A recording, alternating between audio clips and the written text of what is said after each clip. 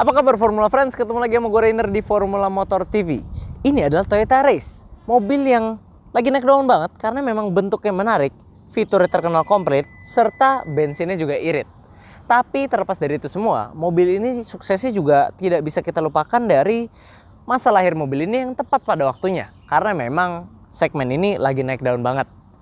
Nah, tapi kan race itu yang terkenal 1000 cc turbonya ya. Nah, yang di samping kami ini adalah 1200 cc. Apakah memiliki tipe yang ini tidak worth it untuk dimiliki? Apa benar kalau beli race mending beli yang turbo aja? Untuk itu, mari kita cari tahu.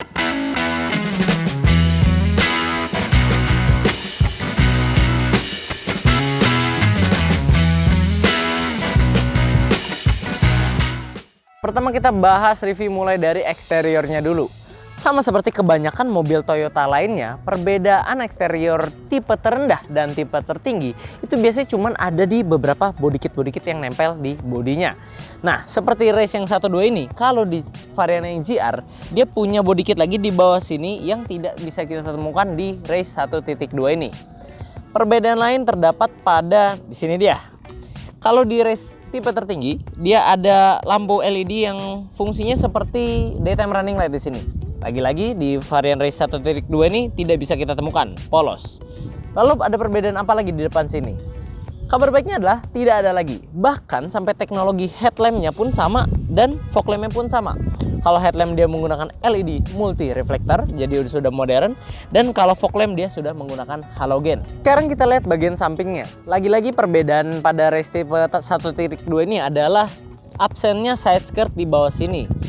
Nah, kalau urusan velg ini sudah di-upgrade, tapi sebelum kita membahas lebih lanjut soal velg, gue mau kasih tau dua hal yang bisa kalian lakukan supaya bikin tampilan race 1.2 ini terlihat seperti varian tertingginya. Yang pertama, itu adalah di roofnya. Kalau varian 1.2 ini dia nggak ada varian two-tone dari Toyotanya. Tapi seperti yang sudah dilakukan oleh pemilik sebelum dari race ini, dia sudah menstikerin roof ini, jadi terlihat seolah seperti two-tone. Ini adalah langkah yang efektif, minim biaya, tapi efektif menipu orang untuk supaya kelihatannya ini two-tone bawaan pabrik. Nah, hal yang kedua yang bisa kalian lakukan adalah kalau varian GR itu spionnya udah tidak sewarna body, jadi sudah black gloss. Jadi kalau kalian tinggal stikerin aja ini black gloss, ini sudah sangat terlihat seperti varian GR Sport. Race 1.2 kami ini sudah terlihat lebih ganteng dari seharusnya karena pemilik lamanya sudah mengupgrade velg dan bannya menjadi yang varian GR Sport. Kalau ini ngikutin standarnya dia harusnya ring 16 dan velgnya itu silver biasa aja. Tapi yang ini sudah full black dengan model yang berbeda GR Sport dan lingkar yang lebih besar. Profil ban yang digunakan pun Dunlop NSF 205/60 dan ini masih tebal tentunya. Selain ini membuat tampilan lebih sporty, ban yang lebih besar ini juga bikin tampilan race ini terlihat lebih gagah. Nah, selera modifan seperti ini adalah sentuhan yang bagus menurut kami karena sesuai dengan selera kami yang OM aja. Nah, sebelum kita bahas bagian belakang, ada satu hal yang mau gua kasih tahu soal informasi race ini. Untuk pengereman, race tipe terendah sampai yang tertinggi itu masih sama. Yang depan disc brake, yang belakang tromol. Jadi kalian gak perlu khawatir bahwa walaupun ini race tipe 1.2 tapi dari segi pengereman performanya sama. Beralih ke bagian belakang, mungkin kalian udah bisa bedain sendiri apa bedanya. Ya, lagi-lagi absennya bodykit di bagian bawah sini. Kalau varian GR itu ada ya bodykit di sini. Selebihnya sama, bentuk bumpernya sama, stop lampnya sama-sama LED, sensor parkirnya sama, sama-sama punya parking kamera juga, bahkan bentuk spoiler dan shark fin antenanya pun sama. Kayaknya udah ya, kita cukup bahas bagian belakang. Mending kita lihat bagasinya. Salah satu alasan kenapa mobil seperti race ini lagi naik daun banget, karena bagasinya itu luas untuk mobil sekecil ini. Seperti yang kami sudah buktikan di video kami beberapa minggu yang lalu, dalam kondisi jok sender seperti ini, bagasi race itu mampu menampung 1 koper besar dan 3 koper kecil. Kalau kalian lipat rata jok baris keduanya, berarti bagasi race ini bisa menampung perabotan rumah kalian. Nah, kalau soal ban serep, dia menggunakan ban berprofil 20565 ring 16 velg kaleng ya, bukan velg racing. Kayaknya itu saja dari eksterior ini. Yuk kita lanjut. Oke, kita sudah mengelilingi race ini dari depan sampai belakang, dan kalau boleh kami bilang jujur, kami belum bisa menemukan perbedaan yang signifikan dan cukup dibilang worth it karena perlu kalian ketahui, race tipe 1.2 GCVT ini dengan yang tipe tertingginya itu perbedaannya saat baru hampir 60 juta rupiah. Dan dengan hanya perbedaan beberapa kosmetik yang hampir tidak mempengaruhi performa di luar velg yang sudah di-upgrade, menurut kami perbedaannya masih belum ketemu ya kenapa bisa sebanyak itu ya.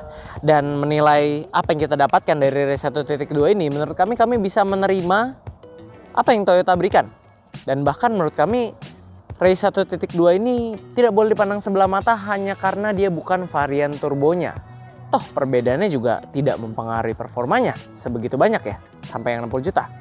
Oke, kalau mungkin bukan di eksteriornya perbedaannya, mungkin ada di interiornya. Jadi yuk kita intip. Sebelum kita berlanjut ke hidangan utama di baris pertama, mari kita sambut dulu hidangan pembuka di baris kedua. Nah, pas pertama kali masuk ke sini ya, itu yang terkesan pertama kali betapa leganya kabin mobil kecil ini gitu loh. Legroom dan headroom dan legroom itu sama-sama lega. Kaki bisa selonjoran. Ini lega banget. Ini posisi berkendara depan tadi kalau pengendara masih mau munduran lagi, ini masih sejengkal. Ini buat orang dewasa, ini masih lega banget. Tapi walaupun ini mobil lega ya untuk headroom dan legroom ya. Ya namanya mobil compact emang nggak bisa bohong. Namanya crossover small SUV seperti ini. Walaupun duduk sini lega, tapi kayak kalau duduk 3 orang dewasa agak kurang nyaman, apalagi yang duduk tengah. Kenapa? Karena yang tengah ini dia punya tunnel. Nah, tunnel ini jadi akan mengurangi rasa nyaman untuk kaki ya. Kita harus berkompromi di legroomnya dengan penumpang yang tengah sini.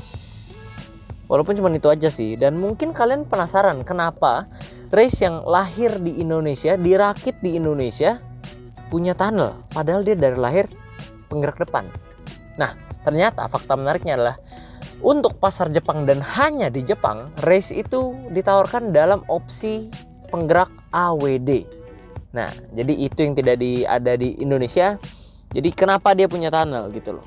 Tapi overall untuk headroom dan legroom ini lega, dan memang race itu hadir ke Indonesia segmennya bukan untuk orang-orang yang berkeluarga besar mau bawa keluarganya jalan-jalan ya, enggak. Ini memang mobil yang ditujukan ke anak-anak muda yang mobilitasnya tinggi untuk kerja, jadi memang ukurannya ya sah-sah aja segini, nggak ada salah. Yang penting untuk penumpang ini udah bisa terbilang lega. Oh iya, di baris kedua sini juga jok berbahan fabric ini ada 2 settingan ya. Jadi yang agak tegak seperti ini atau agak rebah untuk mendapatkan posisi duduk yang lebih rileks. Nah, ya sebenarnya memang di belakang sini masih nyaman kalau untuk berdua ya. Cuman kalau untuk bertiga ya seperti yang tadi gue bilang. Nah, tapi kalau untuk di belakang sini sayangnya sih kalau boleh satu hal buat Toyota di Note ya, sayang aja nggak ada armrest di sini. Jadi dan ini masih bahan hard plastik semua. Tapi ya ini apa yang kita bisa ekspektasikan ya. Ini adalah SUV yang paling terjangkau di Toyota, entry levelnya. Jadi ya ini yang kita dapatkan. Tapi ya sudah sih, nggak apa-apa. Yang penting kan duduk belakang sini lega. Tapi satu hal yang pasti, Toyota tidak mau berkompromi soal keselamatan si kecil, karena di belakang sini sudah ada Isofix. Jadi buat kalian yang punya bayi, ini bisa disangkutkan ke baby car seat kalian. Kalau si interioris ini memang didominasi warna hitam, tapi satu hal yang menurut kami patut diapresiasi dari rancangan Toyota ini adalah bagaimana mereka merubah desain layout dashboard Toyota yang dulu agak sedikit membosankan ya.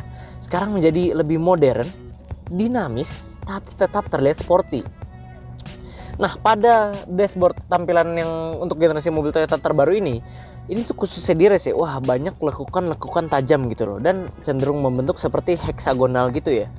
Jadi membuat tampilannya tidak membosankan kalau kita lihat gitu ya. Dan ini juga memberikan nuansa yang baru untuk mobil Toyota. Jadi terasa segar aja gitu loh kita berada di dalam mobil ini. Lalu mobil ini juga dinamis. Karena walaupun dominasi hitam, tapi kita bisa menemukan perpaduan warna seperti silver di sekeliling AC sini dan panel sini dan di setir-setir sini. Bahkan ada warna merah juga di sini contohnya. Dan ada list merah nih di jok-jok sini. Dan ada di list AC juga. Jadi permainan warnanya itu bagus ya untuk mobil sporty. Jadi memang cocok banget mobil ini dibilang sporty, karena nggak cuma tampilan luarnya yang sporty, tapi dalamnya pun senada gitu loh.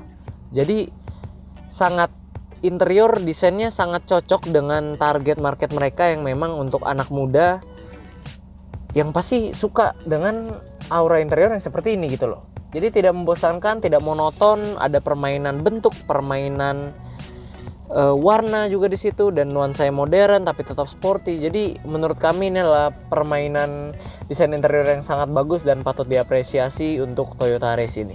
Satu lagi soal dashboard Race ini, dia dirancang agak sedikit menghadap ke driver, dan ini adalah yang disebut driver oriented dashboard ya. Dan model dashboard seperti ini lebih memanjakan dan memprioritaskan driver mobil tersebut. Jadi driver jadi terasa lebih sporty. Dan memang desain dashboard seperti ini juga diambil inspirasi dari mobil-mobil sport. Contohnya Chevrolet Corvette atau McLaren 720S. Nah itu auranya memang lebih sporty, kita juga berasa dimanjakan. Wah jadi ya lebih sporty aja gitu. Walaupun ada di mobil seperti Race ini, tapi ini adalah sesuatu yang nice to have di mobil yang memang berdesain sporty. Oke, sekarang kita review fitur mobil ini. Nah, kalau mobil ini dari luar dia udah ada smart entry, jadi udah nggak usah pakai kunci. Masuk ke dalam kita ada tombol electric retract mirror, nyalainnya sudah start stop engine. Odometernya sudah full digital, sama seperti tipe tertingginya. Di setir ada audio steering switch dan ada tombol power mode di sini. Walaupun kalau setir yang tipe 1.2 CVT ini belum ada pedal shift seperti di varian GR Sport. Nah, lanjut, AC-nya sudah sama-sama digital. Naik ke atas ada head unit berukuran 8 inci. Kalau yang di GR Sport ini dia ukurannya 9 inci, tapi untungnya dia head unitnya masih sama-sama tidak seperti aftermarket ya. Jadi kalau dilihat masih tetap bagus gitu loh, bukan cuma head unit aftermarket yang dipasang di kotak ini. Jadi secara look ini masih lebih bagus. Untuk fitur keselamatan, mobil ini sudah ada 2 airbag, dan mobil ini sudah dilengkapi dengan pengereman, ada ABS-nya juga, ada vehicle stability control-nya di sebelah sini. Dan karena dia sebuah SUV, walaupun small SUV, dia juga punya hill start assist. Dan dia juga punya seat belt warning untuk penumpang-penumpang di mobil ini di atas sini. Lalu seperti yang gue bilang, dia punya parking sensor dan parking kamera, jadi kita langsung masuk. Dia juga punya alarm bawaan Toyota, dan tadi gue lupa sebutkan dia ada power socket di depan sini satu, dan ada USB charging slot. Jadi mobilnya sudah mendukung lah untuk pengguna-penggunanya yang ditujukan ke segmen usia muda. Nah, perbedaannya dari yang GR Sport paling ya selain pedal shift, head unitnya lebih besar 9 inci. Terus juga kalau dari fitur keselamatan cuman beda di 6 airbag, itu pun bedanya sama yang GR TSS. Kalau GR biasa ya sama aja, 6 airbag sama fitur TSS-nya itu sendiri. Ya dibilang penting nggak penting ya kira-kira itu aja perbedaannya sih kalau dari segi fitur ya. Sama perbedaannya tadi ada juga combination leather seat. Kalau yang di GR itu separuh fabric, separuh leather dengan ada logo GR-nya, dan ada sen-nya itu kalau dinyalakan dia sequential itu ya, kayak Lexus. Nah, kalau yang ini belum, tapi ya sudahlah, itu kan cuman ganteng-gantengan aja, nggak terlalu pengaruh ke performa sebenarnya. Oke, sejujurnya masuk ke dalam race tipe terendah ini tidak malah melebihi ekspektasi kami ya, karena mobil tipe terendah mana yang kalian masuk dan fiturnya hampir menyerupai tipe tertingginya. Odometer sama-sama digital, start stop engine, audio steering switch lengkap. Coba kalian lihat Yaris Joker yang tipe G dan tipe S dulu. Bedanya banyak. AC belum digital, kunci masih colok. Tapi kalau di race ini, perbedaan yang paling signifikan menurut kami jumlah airbag dan TSS itu sendiri. Tapi ya itu nice to have, tapi kalau nggak punya juga sebenarnya nggak terlalu pengaruh ya, kecuali 6 airbagnya ya. Tapi perbedaan harganya di sini jauh gitu loh, dan untuk masuk ke sini kami rasa ini memang melebihi ekspektasi kami ya. Sejauh ini ngebedah race ini malah semakin menarik ya, karena semakin kita lihat malah makin melebihi ekspektasi kami. Siapa yang sangka mobil yang terkenal dulu pelit fitur bisa sedermawan ini ke mobil tipe terendahnya. Intinya soal fitur di interior mobil ini sudah melebihi ekspektasi kami ya. Dan kami masih penasaran untuk menemukan perbedaan harganya yang jauh itu di mana letak perbedaannya. Dan kalau sudah di eksterior sudah kita bahas, di interior sudah kita lihat, berarti jawabannya tinggal satu, yaitu di mesin. Yuk kita lihat. Kita sudah melihat race ini dari segi eksterior dan fitur, dan sejauh yang kita bisa lihat, mungkin kita bisa setuju kalau perbedaan yang harga baru 60 juta itu masih agak sedikit jauh ya, belum sana ya. Jadi masih bisa dibilang worth it. Dan mungkin perbedaan mendalamnya ada di bagian mesinnya. Nah, race ini terkenal karena mesin varian turbonya 1000 cc yang terkenal irit dan fun to drive, bukan 1200 cc-nya. Lantas, apakah hal itu membuat race tipe ini tidak layak dipilih? Nah, karena ada peribahasa mengatakan tak kenal maka tak sayang, oleh karena itu kita akan kenalan dulu ke mesin race 1.2 CVT. Race tipe non-turbo ini menggunakan mesin 1200 cc 3 silinder 12 katup DOHC VVT-i. Di atas kertas, mobil ini mampu menyemburkan tenaga sebesar 88 PS pada putaran 6000 rpm dan torsi maksimal hingga 113 Nm pada putaran 4500 rpm. Tenaga ini disalurkan ke penggerak roda depan melalui transmisi CVT. Hal pertama yang harus kalian tahu dari mesin race ini adalah meskipun mesinnya sama-sama 1200 cc, tapi ini bukanlah mesin yang sama dengan Calya atau Agya generasi pertama. Jadi kalau Calya atau Agya generasi pertama menggunakan mesin yang berkode 3NR, sedangkan si Race 1.2 CVT ini menggunakan mesin baru, bener-bener baru, yang berkode WAVE. Bedanya di mana? Yang paling jelas bedanya ada jumlah silinder. Kalau 3NR itu 4 silinder, kalau WAVE 3 silinder. Terus apa keunggulan mesin terbaru ini? Yang pertama, bobotnya lebih ringan, udah jelas karena jumlah silinder lebih sedikit, jadi bobotnya lebih ringan. Terus efeknya kemana? Kan dengan bobot yang lebih ringan, otomatis efeknya adalah konsumsi atau efisiensi bahan bakar yang lebih baik. Lalu yang keunggulan kedua adalah mesin baru ini dirancang Toyota untuk memberikan tenaga yang lebih besar, bisa dirasakan di torsi bawah atau putaran bawah, sehingga lebih cocok untuk digunakan anak muda yang suka tarikan, atau memang pada dasarnya mesin yang terbaru ini lebih cocok untuk ketika tanjakan ataupun digunakan sehari-hari dalam kota. Nah, tadi kan karena gue udah menyinggung soal efisiensi bahan bakar, jadi gue juga penasaran, emang mobil ini seirit itu gitu loh, karena udah ada yang turbonya terkenal irit. Nah, jadi dari hasil riset yang kami lakukan, ada suatu media otomotif yang menggunakan Rocky X 1.2, karena ini basically mobil yang sama, dia mendapatkan angka konsumsi bahan bakar yang surprisingly lebih irit daripada yang turbo. Kalau kita pernah tes yang turbo itu 15,5 kalau nggak salah ya. Kalau dia tes pakai yang 1,2 itu 15,8 km per liter untuk penggunaan dalam kota. Dan itu mengejutkan buat kami karena 1200 ini ternyata bisa lebih irit dibanding yang 1000 cc turbo. Nah, karena itu kami juga penasaran dan kami akan membuktikannya secara langsung, termasuk juga gimana sih rasa berkendara dari mesin ini gitu loh. Apa memang benar-benar torsi bawahnya itu dapat kita rasakan. Nah, ini yang kami rasakan dan dapatkan angka konsumsi bahan bakarnya. Nah, jadi yang bisa gue bilang tentang mesin ini adalah memang rasa berkendaranya ini torsi bawahnya itu terasa. Jadi walaupun mesin 1200, kalian jangan ekspektasikan ini adalah mesin yang sama seperti Calya atau Agya generasi pertama. Ini adalah mesin baru yang jauh lebih asik untuk kalian bawa dalam kota. Menempatkan mesin baru di mobil yang ukurannya sekompak ini merupakan langkah yang tepat mengingat mobil ini lagi-lagi segmennya orang usia muda.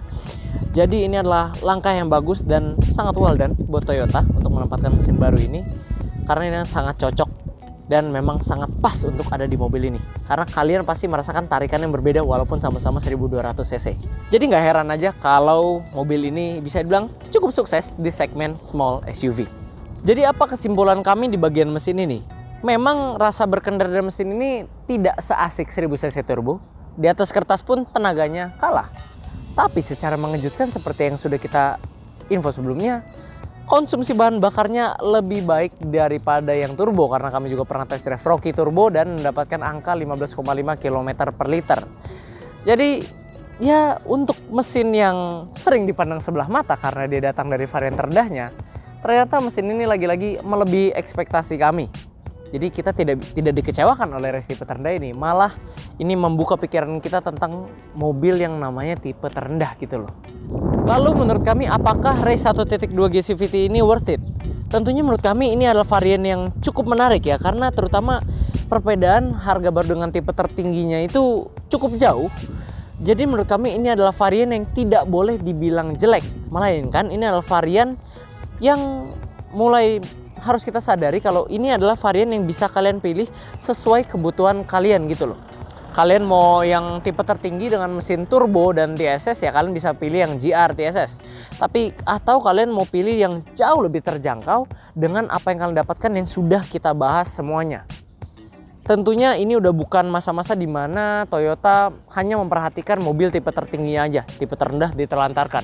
Tapi ini adalah mobil yang bisa kalian pilih sesuai kebutuhan kalian dan sesuai budget kalian tanpa harus mengkhawatirkan soal mobil tipe terendah atau tipe tertinggi. Karena meskipun ini tipe terendah, tapi kenyataannya mobil ini melebihi ekspektasi kami.